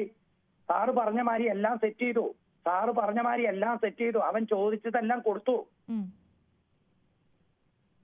അത് കഴിഞ്ഞ് 24-ാം തീയതി ഈ പണമെല്ലാം കൊടുത്തു കഴിഞ്ഞിട്ട് എന്റെ ആൾക്കാരുടെ കയ്യിൽ നിന്ന് വീണ്ടും ഇവനെ ഉപദ്രവിച്ചു എന്ന് പറഞ്ഞ് പുറത്ത് കടത്തി വിടാനായിട്ട് ക്ഷമാപണമൊക്കെ എഴുതി മേടിച്ചു. ഒരു മഹേഷ് എന്ന് പറഞ്ഞ പോലീസുകാരൻ മലയാളത്തിൽ പറഞ്ഞ മാതിരി എഴുതി കൊടുത്തില്ലെങ്കിൽ എല്ലാത്തിനെയും പുറത്ത് കടത്തില്ല എന്ന് പറഞ്ഞു. അങ്ങനെ 4 പേരെ കൊണ്ടും ഇവനെ ഉപദ്രവിച്ചതായിട്ട് ക്ഷമാപണം വരെ എഴുതി വാങ്ങിച്ചതിന് ശേഷമാണ് പുറത്ത് കടത്തിയത്. ഇവനെ പറഞ്ഞു വിട്ടു ഒരു അരമണിക്കൂർ കഴിഞ്ഞതിന് ശേഷമാണ് ഞങ്ങളുടെ ആൾക്കാരെ ലോക്കപ്പിൽ നിന്ന് റിലീസ് ചെയ്ത്. താങ്കൾ പറയുന്ന അനുസരിച്ച് ഈ 3 ലക്ഷം രൂപ പോലീസുകാരെടുത്തു എന്നാണ് അല്ലേ? 3 ലക്ഷം രൂപ ഇവൻ പറഞ്ഞത് SIക്കും പോലീസുകാർക്കും കൂടിയാണ് ഇവൻ മേടിച്ചത്. അവർക്ക് കൊടുക്കാൻ വേണ്ടിയാണ് മേടിച്ചത്. പിന്നീടുള്ള പോലീസിന്റെ നടപടിക്രമങ്ങൾ മുഴുവൻ ഇവനെ സംരക്ഷിക്കുന്ന രീതിയിലാണ്. അപ്പൊ ഇവര് കൂടി പങ്കാളികളാണ്. ഇവനും ഈ SIയും തമ്മിലുള്ള ഫോൺ കോളുകളും പോലീസുകാരായിട്ടുള്ള ഫോൺ കോളുകളും ഒക്കെ അന്ന് പരിശോധിക്കണമെന്ന് ഞങ്ങള് അന്വേഷണ ഉദ്യോഗസ്ഥരോട് പറഞ്ഞതാണ്. താങ്കളോട് ഈ ജയേഷ് എന്ന് പറയുന്ന SIക്ക് എന്തെങ്കിലും പൂർവ്വവൈരാഗ്യമുണ്ടോ? ഈ ജയേഷിന്റെ പൂർവ്വവൈരാഗ്യം എന്ന് പറയുന്നത്, ഈ ജയേഷ് എന്റെ ഒരു സിസ്റ്ററിന്റെ മകള് ഞങ്ങളുടെ സ്റ്റേഷനിൽ വന്ന് ഞങ്ങളുടെ ഹൈപ്പർ മാർക്കറ്റിൽ വന്ന് കുറെ സാധനങ്ങൾ മോഷണം നടത്തി. ഒരു 9600 രൂപയുടെ സാധനം സഞ്ചിയിലിട്ടിട്ട് ബില്ലടിക്കാതെ ഒരു ഗേറ്റ് വഴി കടന്നുപോയി. അത് ഒരു പെൺകുട്ടി, അവര് ബാംഗ്ലൂർ എന്തോ പഠിക്കുന്ന കുട്ടിയാണ്, ഒരു വലിയ കുട്ടിയാണ്. ആ കുട്ടി ഇത്രയും സാധനം മോഷ്ടിച്ചോണ്ട് പോയി. അപ്പൊ ഞങ്ങളുടെ ജീവനക്കാർ അവരെ പുറത്ത് ഒരു ബസ് സ്റ്റോപ്പിൽ പോയിട്ട് ഈ സഞ്ചി അടക്കം പിടിച്ചോണ്ട് വന്നു. ഞങ്ങളുടെ അവരെ ഓഫീസിൽ ഇരുത്തി ഞാൻ സ്റ്റേഷനിലേക്ക് വിളിച്ചു പറഞ്ഞു. അപ്പൊ ഈ ജയേഷ് എന്നെ വിളിച്ചു പറഞ്ഞു. അവിടുത്തെ സ്റ്റേഷൻ ഇൻചാർജ് ആയിരുന്ന ഷുക്കൂർ എന്ന് പറഞ്ഞ സർക്കിൾ ഇൻസ്പെക്ടറാണ് വിളിച്ചു പറഞ്ഞത്. ആ സർക്കിൾ ഇൻസ്പെക്ടർ കേട്ട വശം തന്നെ ജീപ്പ് എടുത്ത് 2 ജീപ്പില് വന്നു. ഈ ഷുക്കൂറും വന്നു, കൂടെ ഈ ഗ്രേഡ് SI വേറൊരു ജീപ്പിൽ വന്നു കണ്ടു കഴിഞ്ഞപ്പോ ആക്സിഡന്റലി വന്നു കഴിഞ്ഞപ്പോ ഈ ജയേഷിന്റെ പെങ്ങളുടെ മകളാണ് ഈ മോഷണം നടത്തിയേക്കുന്ന ആള്. അപ്പോ അവിടെ കുറെ ആൾക്കാരുണ്ട്, 10-40 പേരുണ്ട്. അപ്പൊ ഈ ഷുക്കൂർ CI എന്നോട് റിക്വസ്റ്റ് ചെയ്ത്, ആവശ്യപ്പെട്ട ഇത് നമ്മുടെ ജയേഷിന്റെ പെങ്ങളുടെ മോള്, ആവശ്യപ്പെട്ട പ്രശ്നം ഉണ്ടാക്കല്ലേ, പരാതി കൊടുക്കല്ലേ എന്നൊക്കെ പറഞ്ഞ് ഈ ഷുക്കൂർ CI തന്നെ അവിടെ ഇരുന്ന് ഇതിന്റെ മുഴുവൻ ബില്ല് ബാർകോഡ് അടിച്ചു നോക്കിയപ്പോ 9600 രൂപയുണ്ട്.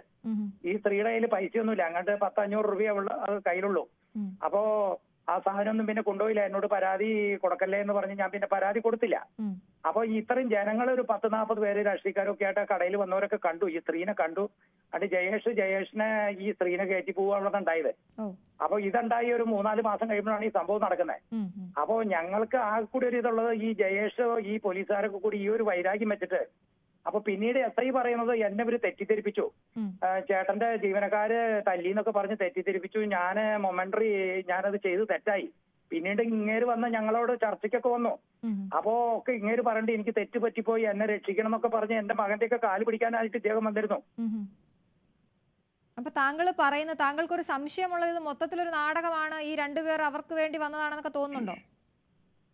അല്ല, അത് മാഡം, അതായത് ഇവരുടെ പെരുമാറ്റം അനുസരിച്ചിട്ട് പോലീസ് സ്റ്റേഷനിലുള്ള പോലീസുകാരും ഇവനായിട്ട് ഒരു ഗൂഢാലോചന നടത്തിയിട്ടുണ്ട്. അപ്പൊ ഇവന്റെ പ്രീ ഹിസ്റ്ററി അന്വേഷിച്ചപ്പോ ഇവന് കുറ്റിപ്പുറത്ത് ഒരു റോയൽ ഹോട്ടലിലെ ജീവനക്കാരനായിരുന്നു. അവിടുന്ന് സ്വഭാവ ദൂഷ്യത്തിന് ഇവനെയൊക്കെ അവിടുന്ന് പറഞ്ഞു വിട്ടാണ്. അപ്പോ ഇതിനുശേഷം എന്റെ പരാതിയുടെ അടിസ്ഥാനത്തിൽ ഇവനെതിരെ കേസ് രജിസ്റ്റർ ചെയ്ത് ഇവനെ അറസ്റ്റ് ചെയ്യാനായിട്ട് പോലീസ് ചെന്നപ്പോൾ, അപ്പൊ ഈ പണം റിക്കവർ ചെയ്യാനായിട്ട് ചെന്നപ്പോ ഇവന്റെ ഒറിജിനൽ വീട്ടില് ഇവന്റെ ആദ്യത്തെ ഭാര്യ അത് താമസിക്കുന്നു. ആ വീട്ടില് അവന്റെ ഒറിജിനൽ ഭാര്യയുടെ വീട്ടിലല്ല ഇവൻ രണ്ടാമതൊരു സ്ത്രീയുടെ കൂടെയാണ് ഇവൻ താമസിക്കുന്നത്. ഇതൊക്കെ എനിക്ക് പോലീസിൽ നിന്ന് കിട്ടിയ വിവരമാണ് കേട്ടോ. അപ്പൊ ഈ അന്വേഷിക്കാൻ പോയ മണ്ണുത്തി SHO ആണ് എന്നോട് പറഞ്ഞത്. ഈ ഇവന്റെ വീട്ടിൽ ചെന്നിരുന്നു. അപ്പോ ഇങ്ങനെ ആദ്യ ഭാര്യയുടെ ഇവന്റെ സ്വന്തം വീട്ടിൽ ചെന്നപ്പോ അവിടെ പരിശോധന നടത്തി, അവിടുന്ന് പണം കണ്ടെടുക്കാനായില്ല. അങ്ങനെ രണ്ടാമത്തെ വീട്ടില് ഇവന്റെ 2ാം ഭാര്യയുടെ കൂടെയുള്ള വീട്ടിൽ ചെന്നപ്പോഴും അവിടെ നിന്നും പണം കിട്ടിയില്ല. അപ്പൊ മാഡം, ഈ വിഷയം നടന്ന് 2 ആഴ്ച കഴിഞ്ഞിട്ടാണ് പരിശോധിക്കാൻ പോകുന്നത്. അപ്പോ പോലീസ് നടപടി ഇല്ലാണ്ടായിപ്പോ ഞാൻ വീണ്ടും അത് ഉന്നത ഉദ്യോഗസ്ഥരൊക്കെ ബന്ധപ്പെട്ടു ഒക്കെ ചെയ്തതിന്റെ അടിസ്ഥാനത്തില് ഇങ്ങനെ കമ്മീഷനൊക്കെ ഇടപെട്ടാണെന്ന് തോന്നുന്നു. വീണ്ടും ഈ അന്വേഷണം മണ്ണുത്തി പോലീസിലേക്ക് ഹാൻഡ് ഓവർ ചെയ്തതിന് ശേഷമാണ് അത് അന്വേഷണം ഊർജിതമായത്. ഇവനെ അറസ്റ്റ് ചെയ്യുകയൊക്കെ ചെയ്തു. അറസ്റ്റ് ചെയ്തു. പണം റിക്കവറി നടത്താത്തതുകൊണ്ട് ഇവന് 3 ദിവസം കഴിഞ്ഞപ്പോ ജാമ്യം കിട്ടി. പക്ഷെ പോലീസിന്റെ പിന്നീടുള്ള നടപടി മുഴുവൻ അവനെ സംരക്ഷിക്കുന്ന രീതിയിലുള്ള നടപടി ഉണ്ടായത്. താങ്കൾക്ക് കിട്ടിയിട്ടില്ല? പണം കിട്ടിയിട്ടില്ല. 5 ലക്ഷം രൂപ എനിക്ക് നഷ്ടപ്പെട്ടു. ഞങ്ങളുടെ ജീവനക്കാരെ മർദ്ദിച്ചു. അപ്പോ നമുക്ക് പണനഷ്ടവും മാനഹാനിയുമാണ് നമുക്ക് കിട്ടിയ ഫലം. ഇവന് കിട്ടിയത്, ഈ മർദ്ദിച്ച SIക്ക് കിട്ടിയത് പാരിതോഷികം. ഇദ്ദേഹത്തിന് പ്രൊമോഷൻ കൊടുത്ത് ചെറുതുരുത്തി പോലീസ് സ്റ്റേഷനിലെ സർക്കിൾ ഇൻസ്പെക്ടർ ആക്കി. ഇപ്പൊ നമ്മുടെ കേരള സംസ്ഥാനത്തിന്റെ ഏറ്റവും പ്രധാനപ്പെട്ട കൊച്ചിയിൽ കടവന്തറ സ്റ്റേഷനിൽ ഇദ്ദേഹം സർക്കിൾ ഇൻസ്പെക്ടറായിട്ട് ക്രമസമാധാന പാലനം നടത്തുന്നു. ആരെക്കുറിച്ച് പറയുന്നത്? ഈ മർദ്ദിച്ച SI രതീഷ് അവധിയിൽ കൂടിയാണ്. അവധിയില് ആണോന്ന് എനിക്കറിയില്ല. ഞങ്ങൾ അന്വേഷിച്ചപ്പോൾ അദ്ദേഹം അവധിയിലാണ്. അപ്പൊ ഇദ്ദേഹത്തിനെതിരെ ഡിപ്പാർട്ട്മെന്റൽ എൻക്വയറി നടക്കുന്നുണ്ട്. അപ്പൊ മാഡം ഇവൻ കുറ്റക്കാരനാണ്, കൃത്യവിലോപം നടത്തി, ഗുരുതരമായ കൃത്യവിലോപം നടത്തി പോലീസ് സേനയ്ക്ക് ദുഷ്പേരുണ്ടാക്കിയെന്ന് അസിസ്റ്റന്റ് കമ്മീഷണർ ഓഫ് പോലീസിന്റെ report, additional superintendent of police Biju സ്റ്റീഫന്റെ report, commissioner report, DIG Mrs Ajitha ബീഗത്തിന്റെ report, IG north zone IG സേതുറാമിന്റെ റിപ്പോർട്ടുകളൊക്കെ ഇവന് എതിരായിട്ടുണ്ട്. ഈ റിപ്പോർട്ടുകളൊക്കെ നിലനിൽക്കെ ഈ 1.5 വർഷമായിട്ട് 23 ഡിസംബറിൽ ഡിപ്പാർട്ട്മെന്റ് തല അന്വേഷണം തുടങ്ങിയിട്ട് ഇന്നേ വരെ ഇവന്റെ ഒരു ഇൻക്രിമെന്റ് കട്ട് ചെയ്യോ, പ്രൊമോഷൻ കട്ട് ചെയ്യോ, സസ്പെൻഡ് ചെയ്യോ ഒന്നും തന്നെ ചെയ്തിട്ടില്ല. ഇവനെ സംരക്ഷിക്കുക. അപ്പൊ നമുക്ക് അന്വേഷണത്തിൽ മനസ്സിലായത് ഇവന് എന്തോ സംഘടനയുടെ ഒക്കെ എന്തോ ഭയങ്കര പിടുത്തമുള്ള ഒരാളാണെന്നാണ് പറയുന്നത്. അപ്പോ സംഘടനയിൽ ഉണ്ടെങ്കിൽ അവര് ഇവനെ സംരക്ഷിക്കും എന്നാണ് നമുക്ക് മറ്റുള്ളവരിൽ നിന്ന് അറിയാൻ സാധിച്ചത്. ഞാൻ എന്തായാലും ഇത് നിയമ പോരാട്ടത്തിൽ തന്നെയാണ്. ഞാൻ ഓൾറെഡി ഹൈക്കോടതി പോയി CBI അന്വേഷണം ആവശ്യപ്പെട്ട് ഹൈക്കോടതിയിൽ റിട്ട് ഫയൽ ചെയ്തു. അതിന്റെ അടിസ്ഥാനത്തില് ഹൈക്കോടതി CBI അന്വേഷണം ആവശ്യപ്പെട്ടെങ്കിൽ തന്നെ ആ കേസ് ഇവനെ എതിരെ എടുത്ത FIR ക്വാഷ് ചെയ്തുകൊണ്ട് അവനെ കൂടി പ്രതിയാക്കി കേസ് പുനരന്വേഷണം നടത്താൻ വേണ്ടി തൃശ്ശൂര് ജില്ലാ മജിസ്ട്രേറ്റ് ഓർഡർ ഇട്ടുണ്ട്. ഈ ഓർഡർ എനിക്ക് 3-4 ദിവസത്തിനുള്ളിൽ കിട്ടുമെന്നാണ് എന്നോട് എന്റെ തൃശ്ശൂരത്തെ വക്കീൽ പറഞ്ഞിരിക്കുന്നത്. അപ്പൊ ഇവനെ പ്രതി ചേർത്തുകൊണ്ട്, ഈ SIനെ പ്രതി ചേർത്തുകൊണ്ട്, ക്രിമിനൽ കേസിലെ പ്രതി ചേർത്തുകൊണ്ട് പുതിയതായിട്ട് കേസ് എടുക്കുമെന്നാണ് പറഞ്ഞിരിക്കുന്നത്. ശരി, ഒരു കാര്യം കൂടി ചോദിച്ചോട്ടെ. താങ്കളുടെ ഈ സ്റ്റാഫിനെ മർദ്ദിക്കുന്ന ദൃശ്യങ്ങളാണ് നമ്മൾ കാണുന്നത് ഈ സ്റ്റേഷനിൽ. അത് ഈ നിങ്ങൾ എഴുതിയ പരാതി ഒപ്പിട്ട് കൊടുക്കാൻ പോയപ്പോഴാണ് എന്നാണ് താങ്കൾ പറഞ്ഞത്. അതിനു മുൻപ് തന്നെ പോലീസ് നിങ്ങളുടെ അവിടുത്തെ ദൃശ്യങ്ങളെല്ലാം കണ്ടിരുന്നോ? അവിടെ നിങ്ങളുടെ ഭാഗത്ത് നിന്ന് ഒരു പിഴവും ഉണ്ടായിട്ടില്ല എന്നുള്ള കാര്യം പോലീസ് കണ്ടിരുന്നോ? അവര് ഈ CCTV എല്ലാം എടുത്തുകൊണ്ട് പോയി. ഈ CCTVയിൽ ഒന്നും തന്നെ ഞങ്ങൾ ഈ ദിനേശിനെ മർദ്ദിക്കുന്ന ഭാഗങ്ങളില്ല. അതിനുശേഷമാണോ ഈ മർദ്ദിച്ചിരിക്കുന്നത്? അതെ, അതിനുശേഷമാണ് മർദ്ദിച്ചിരിക്കുന്നത്. പിന്നെ ഞങ്ങൾ അന്വേഷണത്തിന്റെ ഭാഗമായിട്ട് ഈ CCTV ഞങ്ങളെല്ലാം കോടതിയിൽ ഹാജരാക്കിയിട്ടുണ്ട്. ഈ ഞങ്ങളുടെ എല്ലാ ആംഗിളിലും ഉള്ള, ഹോട്ടലിന്റെ ആംഗിളിലും എന്റെ വീട്ടിലുള്ള ഇതെല്ലാം തന്നെ മറ്റേ സർട്ടിഫൈഡ് CCTV ദൃശ്യങ്ങൾ ഞങ്ങൾ ഹാജരാക്കിയിട്ടുണ്ട്. ഞങ്ങൾക്ക് ഇതിൽ നിന്നൊന്നും മറയ്ക്കാനില്ല. അന്വേഷണ ഉദ്യോഗസ്ഥരുടെ റിപ്പോർട്ടിലെല്ലാം തന്നെ ഈ അസിസ്റ്റന്റ് കമ്മീഷണർ റിപ്പോർട്ടിൽ പറഞ്ഞിട്ടുണ്ട്, ഈ പരാതിക്കാരനായ ദിനേശിനെ ഹോട്ടൽ ജീവനക്കാർ ബിരിയാണി കുത്തിത്തിരുകയോ അദ്ദേഹത്തിനെ ഉപദ്രവിക്കുകയോ ചെയ്യുന്നതായിട്ട് CCTV ദൃശ്യങ്ങളിൽ വെളിവായിട്ടില്ല എന്ന് 15 പേജ് റിപ്പോർട്ടിൽ കൃത്യമായിട്ട് പറഞ്ഞിട്ടുണ്ട്. ആ റിപ്പോർട്ടിൽ തന്നെ അന്വേഷണ ഉദ്യോഗസ്ഥൻ പറഞ്ഞിട്ടുണ്ട്, 6/14 റോണിയുടെ ഇടത്തെ മോന്തമേ അടിച്ചു, വലത്തെ മോന്തമേ അടിച്ചു, ലിബിൻ ഫിലിപ്പിന്റെ മോന്തമേ അടിച്ചു. ഇതെല്ലാം ഈ റിപ്പോർട്ടിലുണ്ട്. താങ്കളുടെ കയ്യിലുണ്ട്. ഈ താങ്കൾ മനഃപൂർവ്വം തന്നെയല്ലേ അവരെ CCTVയുടെ മുമ്പിൽ വെച്ചിട്ട് ഈ പണം കൈമാറിയതല്ലേ? അതെ. അതായത് പണം കൊടുത്ത് എന്ന് പറഞ്ഞാൽ 5 ലക്ഷം എന്ന് പറഞ്ഞാൽ മാഡം അതിനൊരു മൂല്യമുണ്ടല്ലോ. ഞങ്ങള് ഈ ഹോട്ടല് ഒരു 3 മാസം അല്ലെങ്കിൽ 6 മാസം നടത്തിയാൽ കിട്ടുന്ന പ്രോഫിറ്റ് ആണ്. ഹോട്ടലിൽ 45ഓളം പേര് ജീവനക്കാരുണ്ട്. ഒരു മാസം ഞങ്ങൾ 2 ലക്ഷം 3 ലക്ഷം രൂപ വീതം GST കൊടുക്കുന്ന ഹോട്ടലാ. ഗവൺമെന്റിന് വരുമാനം കൊടുക്കുന്ന ഒരു സ്ഥാപനമാണ്. ഒരു വർഷം ഒരു 30 കോടി 35 കോടിയോടത്തോളം ടേൺ ഓവർ ഉള്ള ഒരു സ്ഥാപനമാണ്. 175 ജീവനക്കാർക്ക് ഉപജീവനം നടത്തുന്ന ജോലി കൊടുത്ത ഒരു വ്യവസായ സംരംഭനാണ് എനിക്ക് 65-66 വയസ്സായി. എന്നെ സഹായിക്കാൻ വേണ്ടിയാണ് മകൻ രാജസ്ഥാനിലെ ആറ്റോമിക് എനർജിയിലെ ഒരു ഉന്നത ഉദ്യോഗസ്ഥനായിരുന്നു. അദ്ദേഹം അവിടെ പ്രോജക്ട് മാനേജർ ആയിരുന്നു. ജോലി രാജിവെപ്പിച്ച് എന്നെ സഹായിക്കാൻ വേണ്ടി ഞാൻ ബിസിനസ്സിലേക്ക് കൊണ്ടുവന്ന ഒരാളാണ്. അപ്പൊ അദ്ദേഹത്തിനെ അടക്കം പിടിച്ചുവിട്ട് എന്നെ സമ്മർദ്ദത്തിലാക്കിക്കൊണ്ടാണ് ഞാൻ ഈ പണം കൊടുത്തത്. പണം വെച്ചോണ്ടിരുന്നു കഴിഞ്ഞാൽ എന്റെ ആൾക്കാർ റിമാൻഡിൽ പോകും. ഞാൻ 5 ലക്ഷത്തിന് 50 ലക്ഷം മുടക്കിയാലാണ് പിന്നെ എനിക്ക് ഹൈക്കോടതിയിൽ നിന്നൊക്കെ ജാമ്യം കിട്ടി ഇവരെ ഇറക്കാൻ പറ്റുള്ളൂ. അതുകൊണ്ടാണ് ഞാൻ പണം കൊടുത്തത്. എന്റെ ആൾക്കാരെ ലോക്കപ്പിൽ വെച്ചുകൊണ്ട് ഈ SI വില പേശുകയാണ് ചെയ്തത്. ശരി, വ്യക്തമാണ്. എന്തായാലും താങ്കൾ നിയമ പോരാട്ടം തുടരുമെന്ന് മനസ്സിലാകുന്നു. ശ്രീ KP ഔസേപ്പ് ഹോട്ടൽ ഉടമയാണ് നമ്മളോട് സംസാരിച്ചത്. അദ്ദേഹത്തിൻ്റെ ജീവനക്കാരെ മർദ്ദിക്കുന്ന സ്റ്റേഷനിലെ ദൃശ്യങ്ങളും പുറത്ത് വിടണമെങ്കിൽ പണം 5 ലക്ഷം രൂപ നൽകണമെന്ന് പറഞ്ഞ് 5 ലക്ഷം രൂപ അദ്ദേഹത്തിൻ്റെ വീട്ടിൽ നിന്ന് കൊണ്ടുപോകുന്ന വീട്ടിലെ CCTV ദൃശ്യങ്ങളുമാണ് ഇപ്പോൾ ഇതിന് തെളിവായി നിൽക്കുന്നത്. എന്തായാലും നിയമ പോരാട്ടവുമായി മുന്നോട്ട് പോകുമെന്ന് തന്നെയാണ് ഹോട്ടൽ ഉടമ ഔസേപ്പ് നമ്മളോട് പ്രതികരിച്ചത്.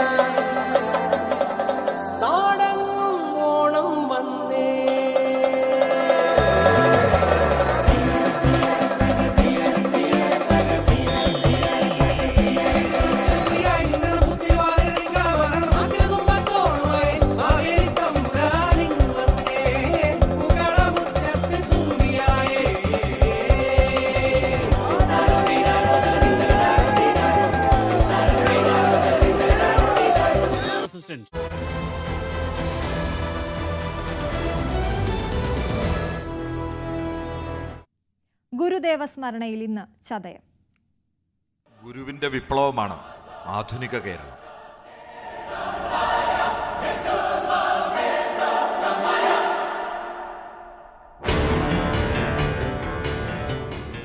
വർഷം 1888 മാർച്ച് 11. ജാതിച്ചെളിക്കുണ്ടിൽ പുളഞ്ഞുകിടന്ന കേരളം.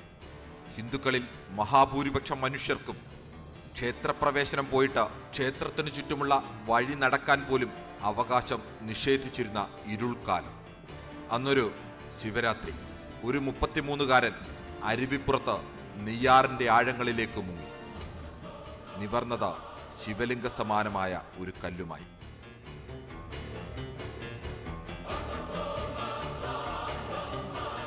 ആ തീരത്ത് അദ്ദേഹം ശിവപ്രതിഷ്ഠ നടത്തി. പ്രതിഷ്ഠാവകാശം ജന്മസിദ്ധമെന്ന കൊടും കള്ളത്തിൽ ജീവിച്ചിരുന്ന ബ്രാഹ്മണ്യം ഞെട്ടി. അവരോട് അത് നമ്മുടെ ശിവനാണെന്നായിരുന്നു ആ ചെറുപ്പക്കാരൻ്റെ മറുപടി. അത് ഒരു പ്രതിഷ്ഠ മാത്രമായിരുന്നില്ല, നവകേരളത്തിൻ്റെ തറക്കല്ലായിരുന്നു. വ്യവസ്ഥിതിയെ മാറ്റിമറിച്ച വിപ്ലവം, എല്ലാ മനുഷ്യരും തുല്യരാണെന്ന പ്രഖ്യാപനം. ഇരുൾമൂടിയ നാട്ടിലേക്ക് പ്രകാശം പടർന്നു.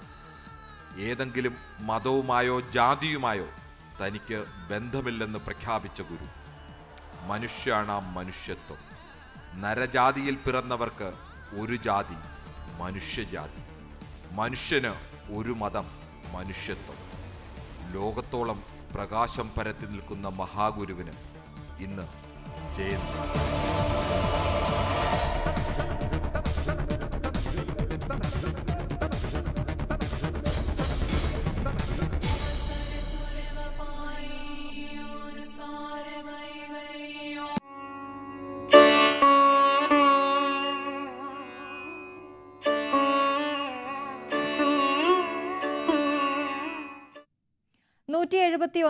ശ്രീനാരായണ ഗുരുദേവ ജയന്തി ആഘോഷങ്ങളുടെ ഭാഗമായി ശിവഗിരിയിൽ പുലർച്ചെ മുതൽ പർണശാല, ശാരദാമഠം, മഹാസമാധി എന്നിവിടങ്ങളിൽ വിശേഷാൽ ആരാധന ആരംഭിച്ചു. രാവിലെ 7-ന് ശ്രീനാരായണ ധർമ്മസംഘം ട്രസ്റ്റ് പ്രസിഡന്റ് സ്വാമി സച്ചിദാനന്ദ ധർമ്മപതാക ഉയർത്തി. ബോധാനന്ദ സ്വാമി സമാധി ദിനം വരെ നീണ്ടുനിൽക്കുന്ന ജപയജ്ഞത്തിന് ധർമ്മസംഘം മുൻ ട്രഷറർ സ്വാമി പരാനന്ദ ദീപം തെളിയിച്ചു. അല്പസമയത്തിനകം തിരുജയന്തി സമ്മേളനം ഗവർണർ രാജേന്ദ്ര വിശ്വനാഥ് ആർലേക്കർ ഉദ്ഘാടനം ചെയ്യും. ഡാൻ കുര്യൻ വിവരങ്ങളുമായി ചേരുന്നു. ഡാൻ, വലിയ ആഘോഷമാണ് ശിവഗിരിയിൽ എന്നറിയുന്നു. എന്തൊക്കെയാണ് അവിടുത്തെ ഏത് സമയക്രമമൊക്കെ എങ്ങനെയാണ്?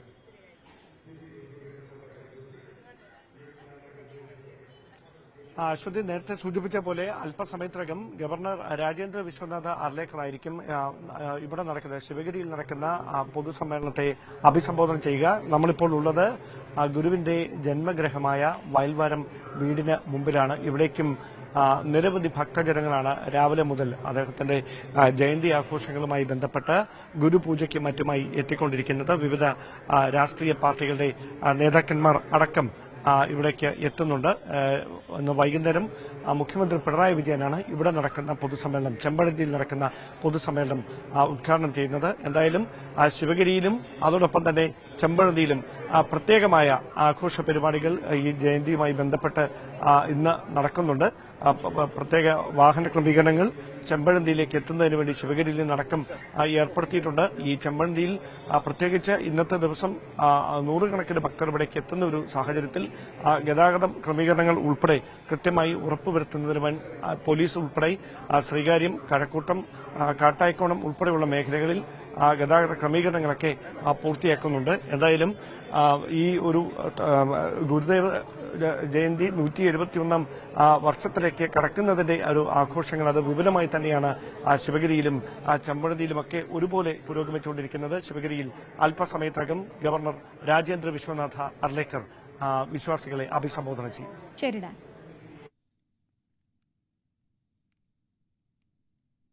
നമുക്കറിയാം, തിരുവനന്തപുരത്തെ ചെമ്പഴന്തിയിലാണ് അദ്ദേഹം ജനിച്ചത്. ഗുരുവിന്റെ ജന്മഗൃഹമായ വയൽവാരം വീട് ഇന്നും പഴമ ചോരാതെ സംരക്ഷിക്കുന്നുണ്ട്. വയൽവാരം വീടും ഗുരുകുലവും ശ്രീനാരായണീയരുടെ പ്രധാന ആരാധനാ കേന്ദ്രം കൂടിയാണ്.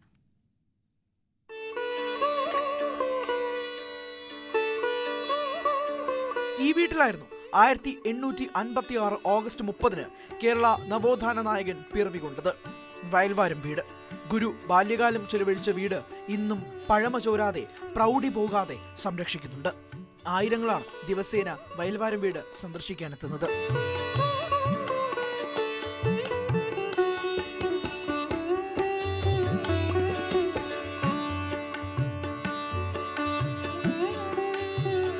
ചെമ്പഴന്തി ഗുരുകുലത്തിലെ ഏറ്റവും പ്രധാനപ്പെട്ട ആഘോഷം ഗുരുജയന്തി തന്നെ.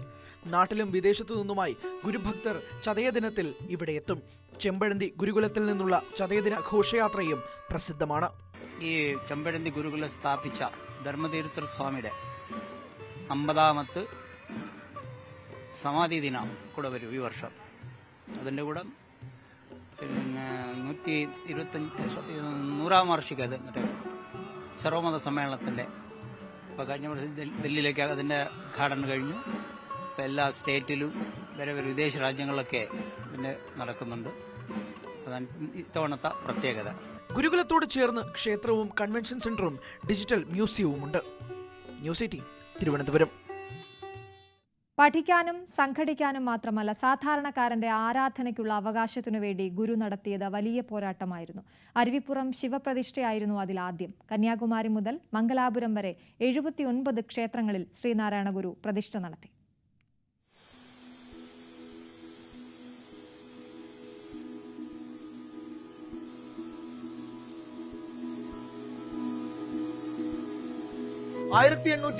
ലെ ശിവരാത്രിക്ക് ഈ നെയ്യാറിലെ ശങ്കരൻ കയത്തിൽ മുങ്ങിയ ഗുരു ഒരു കല്ലുമായി തിരികെ കയറി. ആ കല്ല് അരുവിപ്പുറത്ത് പ്രതിഷ്ഠിച്ചു. ഗുരുദേവന്റെ ആദ്യ പ്രതിഷ്ഠ. അന്നോളം കേരളം കണ്ട ഏറ്റവും ധീരവും വിപ്ലവകരവുമായ സാമൂഹ്യ മുന്നേറ്റമായി അത് പിന്നീട് വാഴ്ത്തപ്പെട്ടു. നീച ജാതിബോധത്തിന്റെയും സവർണ മേധാവിത്വത്തിന്റെയും അടിത്തറ തകർത്ത ശിലയായിരുന്നു അരുവിപ്പുറത്ത് ഗുരു സ്ഥാപിച്ചത്.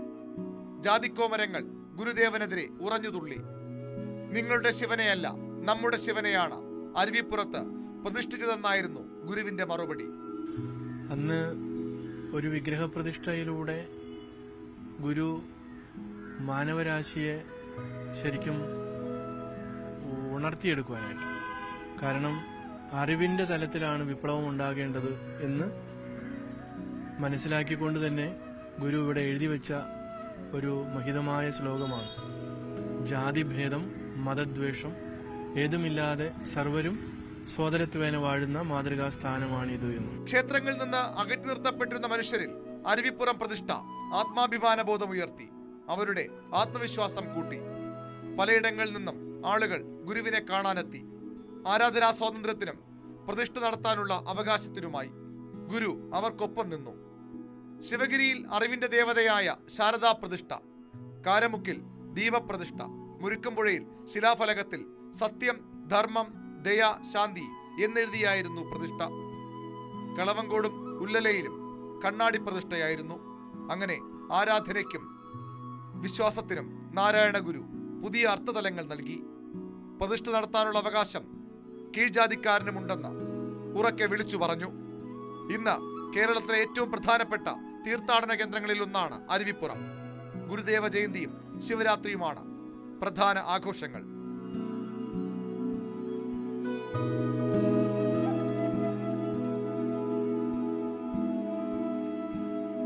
ന്യൂസ് 18 തിരുവനന്തപുരം. ഇടവേള.